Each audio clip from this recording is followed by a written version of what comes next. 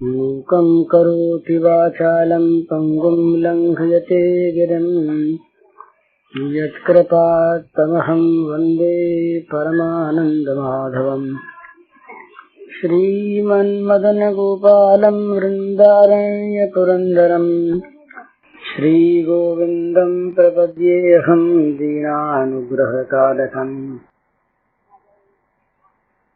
वंशीविभूषितकरान्नवनीरदाभात् पीताम्बरादर्नबिम्बफलाधरोष्ठात् पूर्णेन्दुसुन्दरमुखादरविन्दनेत्रात् कृष्णात् परं किमपि तत्त्वमहं न जाने।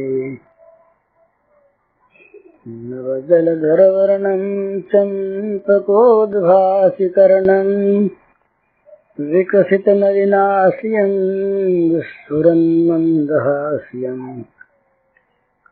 कनकरुचिदुकूलं चारुबर्हावचूलं कमपि निखिलसारं नौमि गोपीकुमारम्। भजन परायण लोगों की दृष्टि में संसार के हानि लाभ का कोई महत्व है ही नहीं। वो तो असतरण विश्वंग पुत्रदार गृहादिषु उस सब पदार्थों में उनकी अनासक्ति रहती है और वो अव्यभिचारी भाव से केवल भगवान का भजन करते हैं। तो उन भजन परायण व्यक्तियों में संसार के इन सुख दुखों की कल्पना आती नहीं। वे मान के लिए भजन नहीं करते, वे धन के लिए भजन नहीं करते। तुलसीदास जी ने इतना बड़ा ग्रंथ रचा, इतना बड़ा कि जो सारे मानव जगत का उद्धार करने में समर्थ, इस प्रकार की महान वस्तु, परंतु स्वांत सुखा है भजन के लिए। तुलसीदास जी का साहित्य दृष्टि से भी बड़ा ऊंचा स्थान है, पर उनका जो हृदय है वो तो राममय हृदय है। उनका तो प्रत्येक काम राम को रिझाने के लिए है और राम को रिझाकर अपने सुख पाने के लिए है। उससे जगत का उपकार तो स्वाभाविक होगा ही, अमृत से जगत को अमरता मिलेगी ही, वो तो अमृत है। परंतु दिखाने के लिए, मान प्राप्त करने के लिए, धन प्राप्त करने के लिए, इज्जत प्राप्त करने के लिए इन महात्माओं का प्रयास नहीं होता। उनका वो भजन हो, इसलिए उसका नाम असली भजन है। भगवान का भजन वो करते हैं, भोग का भजन नहीं करते। ये बड़ा अंतर है। भोग का भजन जो है वहाँ पर न मालूम, भोग तो सभी है ना, यश भी भोग है, कीर्ति भी भोग है, मान भी भोग है, धन इत्यादि तो प्रत्यक्ष स्थूल भोग है ही। तो इनके मन में अगर ये चीज भी कहीं आ जाती है तो बड़े डरते हैं महाराज। ये डरते हैं, प्रार्थना करते हैं। तो सूर तुलसी इत्यादि के भजनों को देखिए, शंकराचार्य ने भी कह दिया, मत सम पातकी नास्ति पाप अग्नि तत्समानी है मैया, मेरे समान तो कोई पापी नहीं और तुम्हारे समान पापों का नाश करने वाली। जरा सा भी सूरदास जी को जरा सा कहीं एक दिन जरा सी क्षण भर के लिए विस्मृति भगवान की हो गई तो बड़ा अपराध। मौसम कौन कुटिल खलकामी, जिन तनु दियो ताही बिसरायो, ऐसो नमक हरामी। वो पुरानी बात है, कई बार मैं कह चुका हूँ। गांधी जी को किसी ने चिट्ठी लिखी, पुरानी बात है, सन 20 की शायद बात होगी, कि सूर और तुलसी जब अपने को पतित कहते हैं, महान अपराधी कहते हैं, तो फिर हम लोग किस श्रेणी में आवेंगे? तो गांधी जी ने बड़ा सुंदर उत्तर दिया कि भाई उनकी पाप नापने की गज दूसरी थी, हमारी गज दूसरी है। हम बड़े से बड़े पाप को छोटा मानते हैं और उनकी दृष्टि में जरा सी भी भगवत विस्मृति हो गई तो वो समझे बड़ा भारी अपराध हो गया। तो वो भजन करते थे। भजन जहाँ पर है वहाँ भोगों की तरफ दृष्टि नहीं है, और प्रतिकूल भोग कहीं प्राप्त हो जाए तब तो साधक दृष्टि यदि है तब तो प्रसन्न होते हैं लोग। सिद्धावस्था में तो प्रतिकूल भोगों की में समता है उस साधक दृष्टि में प्रतिकूल भोगों में सुख है। ये अपने कल परसों बात हुई थी ना, 3 दृष्टि है। विषयी जो है इसको भोग की प्राप्ति में सुख होता है, और साधक को भोग के न प्राप्त होने में सुख होता है, और सिद्ध दोनों अवस्थाओं में सुखी है। तो साधक की जो दृष्टि है वो दृष्टि प्राप्त करने की है। विषयी जिन चीजों को ममता आसक्ति पूर्वक चाहता है, साधक डरता है कि इनमें ममता आसक्ति कहीं उत्पन्न हो गई तो भगवान में होने वाली ममता आसक्ति कम हो जाएगी। वो कम हुई कि हम तो मारे गए, तो वो डरता रहता है, साधक डरता है, सावधान रहता है कि कहीं भी विषयासक्ति, कहीं भी विषयों में ममता, कहीं भी ये मन में आ न जाए। यदि आ गई तो उतना स्थान भगवान के लिए तो खाली करना पड़ेगा, भगवान वहां हटाना पड़ेगा। जितनी दूर में जगत की ममता आई उतनी भगवान की ममता कम हुई। जितनी दूर भगवान की भोगों की आसक्ति आई उतनी भगवान की प्रीति कम हुई। तो निकलेगी कहाँ से जगह? जितनी जगह भोगों को देंगे उतनी निकलेगी भगवान में से ही। उतनी दूर में हमें भगवान को हटाना पड़ेगा। तो ये इनको हमने स्थान दे दिया भगवान के साथ, तो ये भगवान का अपमान होता है। भगवान के साथ भोगों को स्थान जो सच्चे भक्त लोग हैं वो नहीं दिया करते, दे सकते नहीं। उनको तो वो चीज ऐसी मालूम होती है कि भगवान की विस्मृति कराने वाली कोई भी चीज, चाहे वो जगत में श्रेष्ठ से श्रेष्ठ हो, जो भी भगवान से जरा सा भी विमुख कराने में सहायकता दे उसको वो त्याज्य। तुलसीदास जी जैसे संत इतने विनम्र, वो भी जली कटी बात कहते हैं, जरो सो संपत्ति, आग लग जाए, जरी जाए वो सो जीवन, उस जीवन में आग लग जाए। सो सब धर्म कर्म जरे जाहू, उन धर्म कर्म में आग लग जाए जो भगवान के चरणों में प्रेम नहीं करवाते। सो सब धर्म कर्म जरे जाहू, जन राम पद पंकज भाऊ, जल जाओ धर्म कर्म जल जाए, जरे जाओ सो जीवन जानक नाथ, जी जग में तुम्हारो बिन हो, जो जीवन तुम्हारा नहीं होगा उस जीवन में आग लग जाए। जरो सुसंपत्ति सदन सुख सुहृद मातु पितु हाय, कोई बाकी नहीं रखा। जरो सुसंपत्ति सदन सुहृद मातु पितु हाय, सन्मुख हो तो जरा पर करता सहसा है। देखिए सब में आग लग जाए, क्योंकि वो देखते हैं कि इनमें अगर मन कहीं गया, ये अगर कहीं हमारे जीवन पर अपना प्रभाव डाल सके तो भगवान से कम हो जाएगा उतना। तो वो तो निरंतर चाहते हैं कि भगवान हृदय में भरे रहें, जगत में कुछ भी हो। या जग में जह लगी या तनु की प्रीति प्रतीत सगाई, सो सब तुलसीदास प्रभु हुई सो हुई सिमट कठाई। सब और कुछ नहीं, चौन सुगति सुमति संपत्ति कछु, हृदय सिद्धि विपुल बड़ाई, हेतु रहित अनुराग राम पद बढ़ अनुजन अधिकारी। ये सन्मति सदगति संपत्ति रिद्धि सिद्धि और विपुल बड़ाई, जगत में ये तो सब चाहते हैं। जितने अच्छे लोग हैं, चाहे वो साधक हो, चाहे विषयी हो और चाहे सिद्ध हो, यही तो सब चाहेंगे। और क्या चाहेंगे? कोई संपत्ति चाहेगा, कोई रिद्धि सिद्धि चाहेगा, कोई विपुल बड़ाई चाहेगा, कोई सन्मति चाहेगा, कोई सदगति मुक्ति चाहेगा। ये कहते हैं जहाँ प्रेम नहीं हो ऐसी कोई चीज हमको नहीं चाहिए। तो क्या चाहिए कि बस बिना हेतु का अहेतुक प्रेम भगवत चरणारविंद में, राम चरणारविंद में निरंतर मेरा बढ़ता रहे। और गोपियां तो कहती कि जगह नहीं रही, वो तो कहती कि हमारे तो हृदय में भाई क्या करें, संसार की बात तो अलग है, संसार की तो कोई चर्चा ही नहीं है। आपके परमात्मा को, आपके बताए हुए ब्रह्म को ध्यान करने के लिए कुछ हृदय में से जगह रखें तो वो भी नहीं है। नाहिन रहो ही मैं ठो, नंद नंदन अछत कैसे आनिए उर, और चलत चितवत दिवस जागत सुपन सोवत रात, कोई समय ऐसा नहीं जिस समय वो हृदय में से निकलता हो। चलत चितवर दिवस जागत सुपन सोवत रात, हृदय ते वह श्याम मूरत छिन न उठ जात। क्षण भर के लिए भी वो श्याम मूर्ति इधर उधर जाती ही नहीं, तो जगह ही नहीं, जगह रही नहीं मन में, तो और को लावे कैसे। तो जगत की ममता, जगत की आसक्ति, जगत के विषय तो तब मन में आवे जब मन में जगह बचे तब। तो ये भक्त लोग जो होते हैं, भगवान की लीला देखने वाले, ये इन चीजों को मन में आने नहीं देते। ये असली भजन करने वाले ये होते हैं। ये असली भजन करने वाले का स्वरूप ये अपने मन में आप देख ले।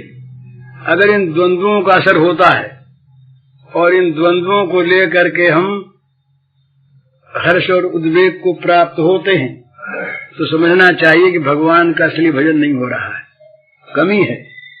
और इन द्वंद्वों को लेकर के हम पर कोई असर अगर नहीं होता, ये तो जैसे रात के बाद दिन, दिन के बाद रात, ये जैसे लगे रहते, इसी प्रकार ये जगत जो है ये बनने बिगड़ने वाला है। जगत की प्रत्येक स्थिति, प्रत्येक पदार्थ, प्रत्येक अवस्था ये निरंतर जन्मती और मरती रहती है। ये इसका स्वभाव है, ये अपरिहार्य है। जातश ध्रुव मृत्यु ध्रुव जन्म मृत्यु तस्माद अपरिहार्य थे न तुम सोचे तो मर रहे। भगवान ने कहा कि सोचने की बात नहीं है, ये जो बना है बिगड़ेगा ही, जो जन्मा है मरेगा ही, इसमें बात कौन सी है। तो जन्म मृत्यु दोनों बस ये भगवान की लीला, भगवान के खेल के रूप में आ जाए, फिर इसका कोई प्रभाव नहीं होगा। तो असली भजन करने वाले लोग जो हैं ये इन सब में भगवान की लीला देखते हैं। भगवान लीलामय कभी महाप्रलय के रूप में आते हैं, कभी सुंदर सृजन के रूप में आते हैं, कभी बड़ा सुंदर फूल खिलता है, देख करके, कली को देख करके चित्त खिंचता है, वो मुरझा के गिर जाता है, नीचे सूख जाता है, वही फूल था। फूल की जैसे दोनों गति होती है, इसी प्रकार जगत में प्रत्येक पदार्थ की जो सृष्ट है, जो बना है, वो बिगड़ेगा ही, वो नष्ट होगा ही। संसार के सुख भी, संसार के भोग भी, संसार के संबंध भी, संसार की प्रत्येक स्थिति भी ये नित्य परिवर्तनीय है, नित्य अनित्य है। तो इसलिए ये नित्य अनित्य जो स्थिति है, इसको स्वांग एक सा नहीं रहता, हमेशा स्वांग बदलने वाले होते, स्वरूप एक सा रहता है। जो स्वरूप है वो तो एक सा है। वो तो जिस समय अभिनेता राजा बनता है उस समय भी वो स्वरूप तो वही है जो था, और जिस समय वो नौकर बनता उस समय स्वरूप तो वही है जो था। तो स्वरूप उसका नहीं बदलता, स्वांग बदलता है। स्वरूप में जो स्थित है, स्वांग में नहीं, वो ठीक है। और कहीं स्वांग को रूप मान लिया, वो फंस गया। पुरुष प्रकृतिस्थो ही, पुरुष का प्रकृतिस्थ होना क्या है? स्वांग को अपना रूप मान लेना। तो स्वांग बदलता रहेगा, जब बदलेगा तो समझेगा मैं बदला, दुख आया समझेगा मेरे पर आया, सुख आया समझेगा मेरे पर आया। कोई खेलता खेलता आदमी पागल हो जाए नाटक में, तो उसकी क्या गति होगी? वो चीज तो उसकी होगी नहीं, वो वस्तु उसकी बनेगी नहीं। वो मेरी है और ये तेरी है कह करके लड़ता रहेगा। वो पागल लोग कहेंगे देखो आया था खेलने के लिए और खेलता खेलता तो असली मान बैठा और अपनी चीज, ये तो इस चीज को घर ले जाने लगा, चोर है, बदमाश है, पागल है, कौन मानने देगा? पर वो मानेगा, उसको सुखी दुखी होगा। यही हालत पुरुष प्रकृति जान गुणान। ये तो यही अंतर है हमारे में और जो भगवान के पार्षद या भगवान आते हैं उनमें ही अंतर है। वो खेल में आकर खेल को खेल ही मानते रहते और हम खेल में आकर के असली मान लेते हैं। इसलिए असली तो है नहीं, पर सुख दुख आदि होता है, लाभ हानि होती है, जीवन मरण होता है, शुभाशुभ गति की प्राप्ति होती है। तो इसलिए ये अनित्य और ये असत जो जगत है, इसमें या तो असत बुद्धि करे और या इसमें लीला बुद्धि करे। तो ये परिवर्तनशील जगत लीला बुद्धि होने पर तो नित्य नए रूप में अभिनय दिखलाने वाला नाटक होगा, बड़ा सुंदर होगा। नाटक देखो और नाटक में अपना अपना स्वांग भी भरते रहो। जो अपना स्वांग आया भर लिया, फिर देखते रहे। और अपने स्वांग को भी आप देखता है आदमी जिस समय खेलता है, उस समय दो चीज साथ चलती है।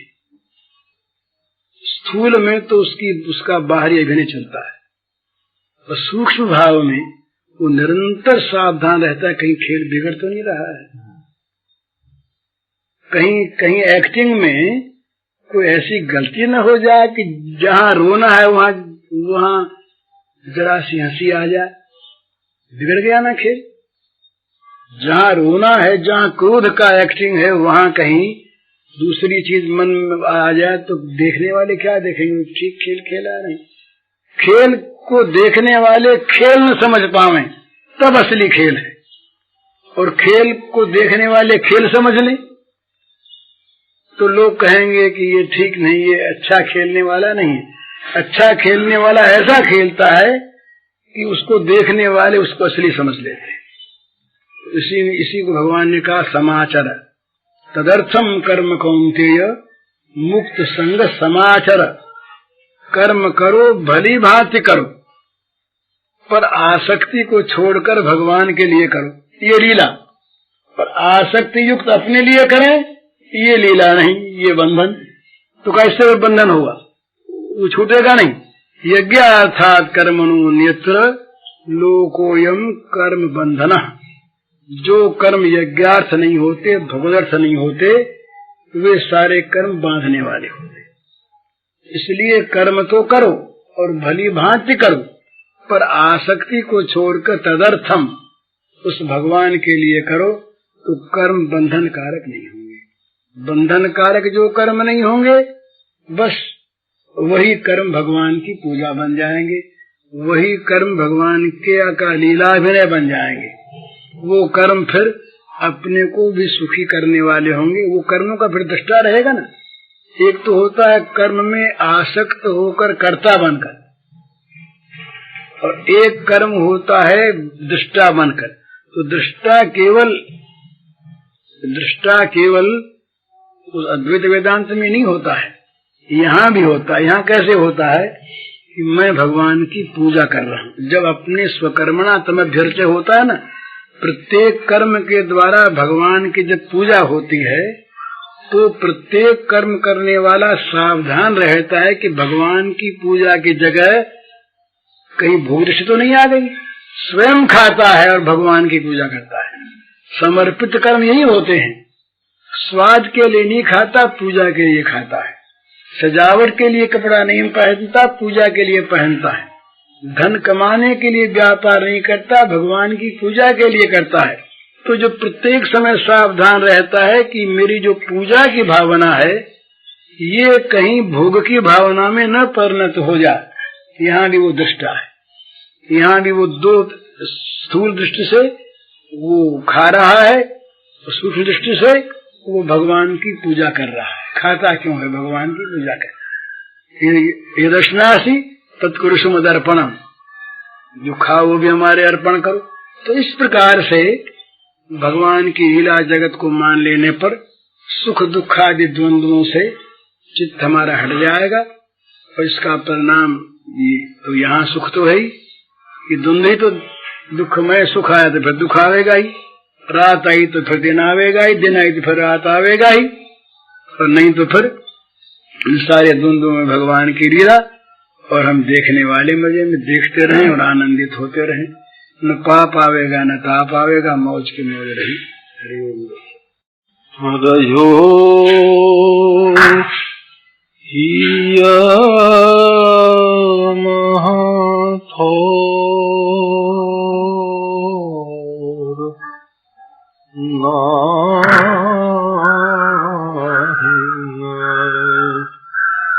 हरयो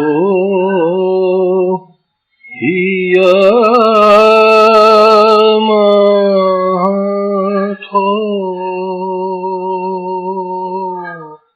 नंद नंदन तू कैसे नंद नंदन अच्छा तू कैसे आनिए उर्वार नाही आनिए उर्वार नाही रहो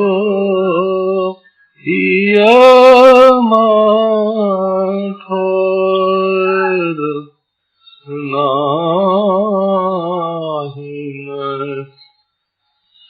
रहो ठोर ये चला तू चितवा तू दिवस जागत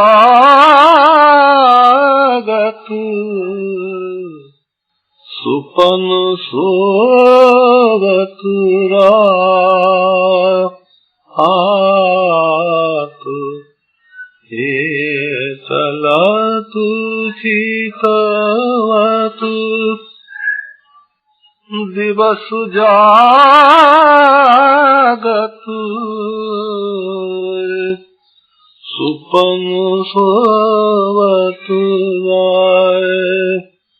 आप हृदय ते वह श्याम मूरति हृदय ते वह श्याम मूरति छिनन इत उत जात नाही छिनन इत उत जात नाही रहो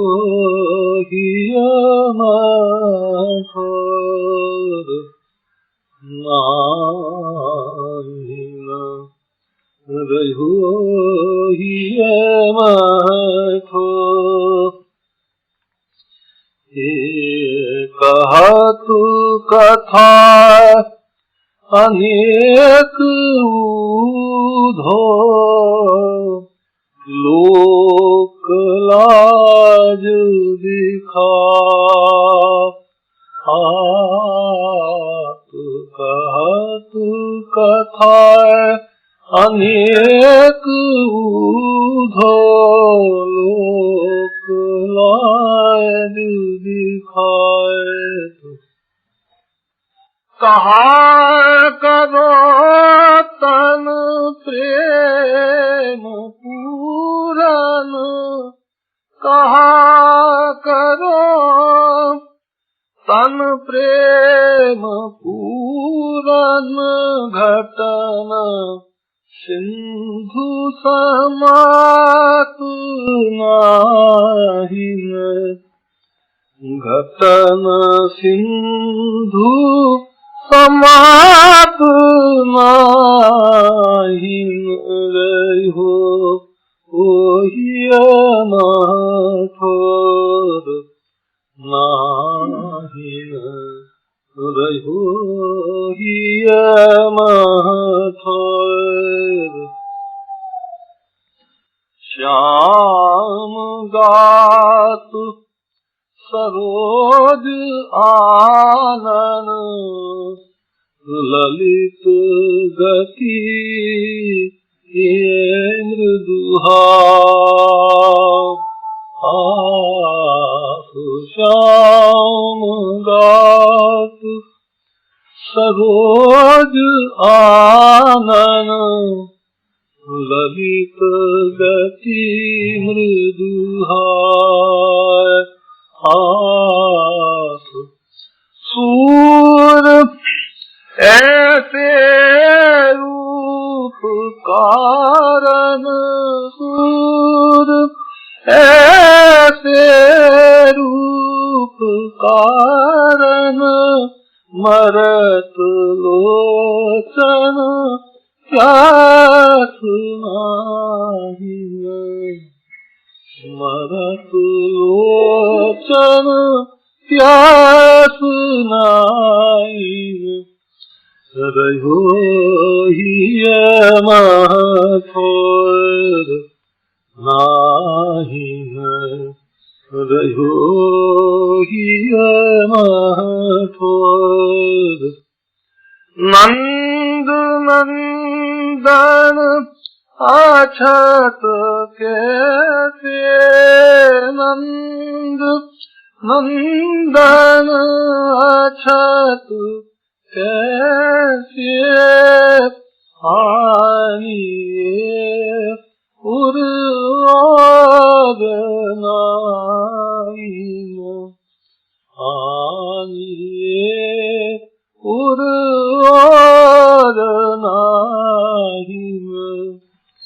रहो हिय महथोर नाहिन रहो हिय महथोर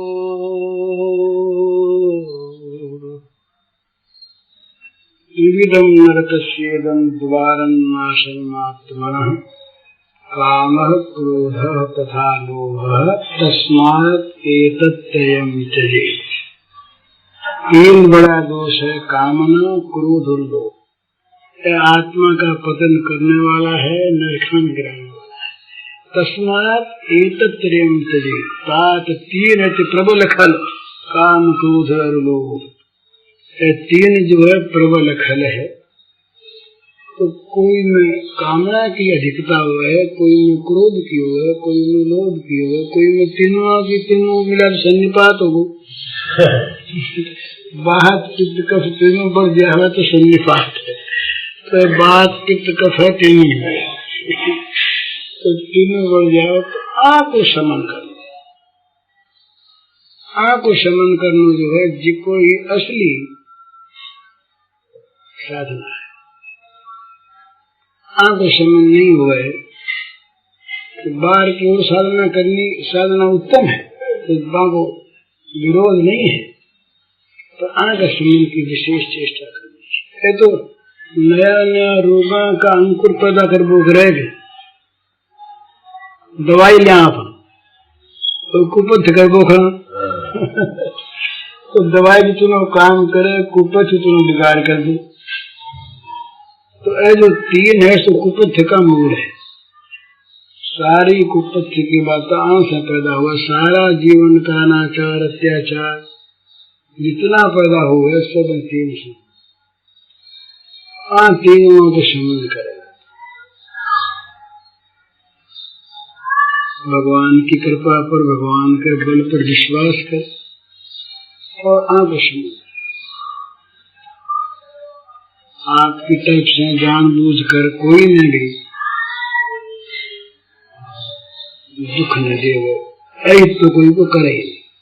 आपकी जान भूल सबसे होगा। क्रोध अगर हृदय में आ जाए तो बाहर नहीं आने। हाँ, वो तो क्रोध के समय बोले नहीं। क्रोध के समय नियम कर ले कि एक माला फेर के पीछे बोसी। वो आवेश में जब नहीं बोले तो काम बन जाए। और फिर दूसरी फिर जब अलग बैठे तो फिर विचार करे कि क्रोध क्यों आवे। क्रोध आवे प्रतिकूलता है, आपन सबके अनुकूल है कि तो आपने सब अनुकूल किए उसी। जब आपन सबके अनुकूल नहीं, देख दूसरे को तो देखना चाहिए अधिकार, आपको देखना चाहिए कर्तव्य। आपने देखना दूसरे को कर्तव्य, वो काम क्यों नहीं करे, मैंने यूं करना चाहे तो। पर जब आप अपने कर्तव्य पर स्थिर नहीं रह सका तो दूसरे कर्तव्य क्या रख सका। आपन कंट्रोल में नहीं रख सके, क्या रख सका। अपनी प्रतिकूलता न आपा को नहीं सह सका तो दूसरे की प्रतिकूलता न आपा क्या मिट सका। तो आज से पीछे विचार करें बात को कि क्रोध जो आवे है जिको कामना से आवे, कामात क्रोध हो जाता, अर्थात मेरे मन की कोई नहीं हुई, क्रोध को मूल कामना है। कामात क्रोधो विजायते, जैसे कामना पर चोट लगे भ्रज वृत्ति उत्पन्न हो, वृत्ति का नाम क्रोध है। चोट खाई हुई कामना की वृत्ति को नाम क्रोध है, और सफल हुई कामना की वृत्ति को नाम लोभ है। तो कामना यदि मन में नहीं रहेगा, दूसरा आशा मिट्टी नहीं है, क्रोध मिट्टी नहीं।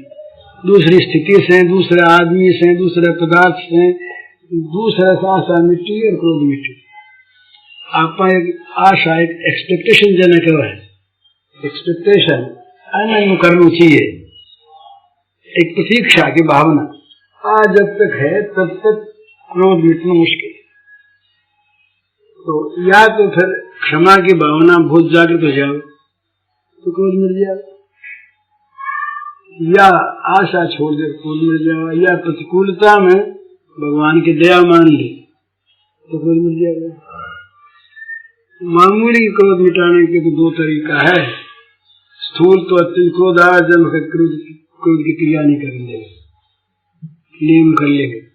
तो दो लुगाया, एक लुगाई ही जी की लड़ती बहुत, जब पति घर में आते तो बस में जाकर आते बेचारो जब से आता ही बाकी उनको कह देती, वो दो कहते, दो चार कहते तो ना उसमें लड़ाई हो जी थी, ना रोटी हुई आई रहती, बाकी घर में कले रहती।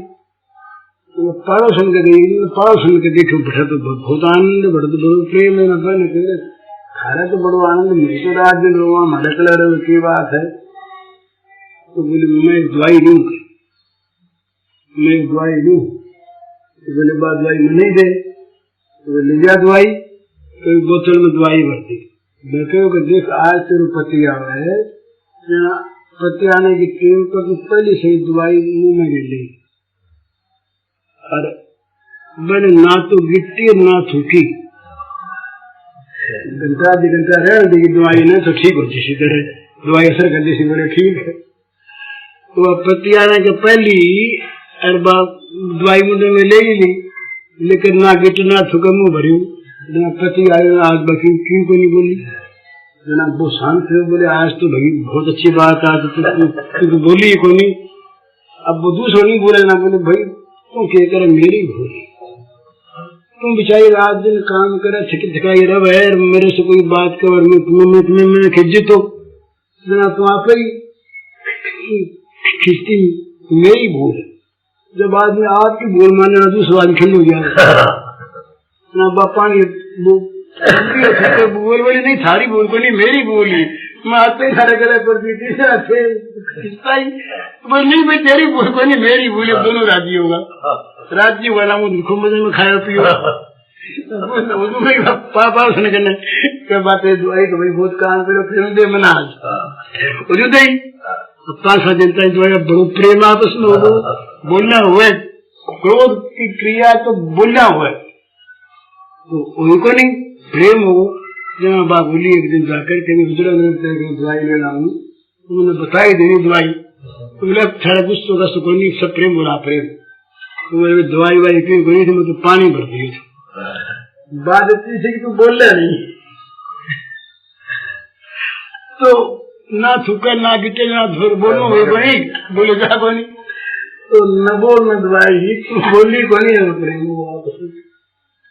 और समझावे भी नहीं कोई ना आपकी बात, क्रोध का समय समझाया समझ को नहीं आया रहे। बैंक जब सौम्य भाव है, वह भगत समझावे है कोई बात, और वह भगत वह को होकर वह के गुना की तारीफ कर सच्चा की, वो देखे कि भाई वो खाली दोष ये है, वो खाली मेरा दोष नहीं बता, मेरा गुण भी जाना है, वो जो बात है सच्चे है, जैसे मेरे लाल आवत जैसी तो वो मान ले। हरिओम।